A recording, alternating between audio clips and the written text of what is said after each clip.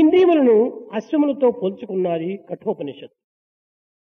The sense organs have been compared to a horse.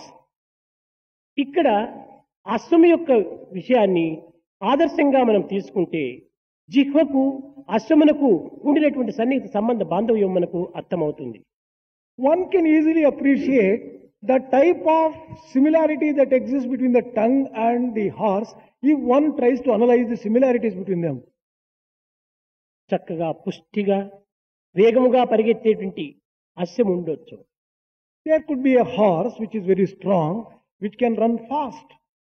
కానీ అట్టి వేగంతో పరిగెత్తేటువంటి అశ్వం ఉండినప్పటికీ ఒక చిన్న ఇనుప ముక్కను దాని నోటి యందు చేర్చి కళ్ళెముగా భావించి దానిని బిగబెట్టినప్పుడు యావత్ శరీరమంతా కూడాను వశమైపోతుంది.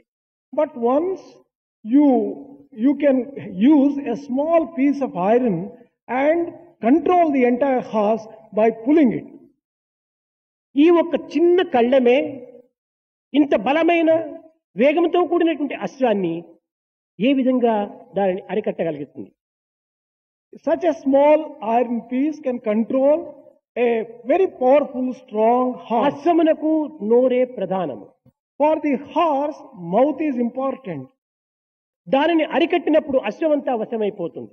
Once you control its mouth, you would have controlled the entire horse. కనుక ఈ పంచేంద్రియముల అశ్వమునకు నోరే ప్రధానమైనటువంటిది.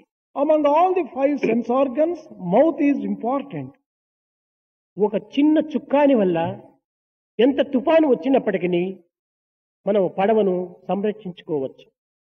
When you are traveling in a ship, with the help of the index, you will be able to just control your own and have a ఒక safe చిన్న journey. అగ్ని కణము చేత ఎంత అగ్నిని కూడా మనం అభివృద్ధి గావించుకోవచ్చు.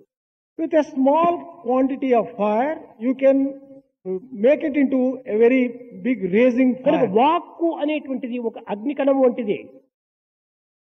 The word may be compared to the power of fire. ఈ కణమును ఎన్ని విధములైనటువంటి రీతిగా కూడాను మనం వశం చేసుకోవడానికి తగిన కృషి చేయవచ్చు. We can make use of this power of speech and achieve many things. కనుక వాక్కును మనం వశం చేసుకుంటే జగత్తునే వశం చేసుకున్న వారం అవుతాం. Once you control the talk, you would have controlled the world itself. ఈ వాక్కు చేత ఎంతటి ఘనకార్యమైనను చేయవచ్చును, ఎంతటి హీనకార్యమైనను చేయవచ్చు.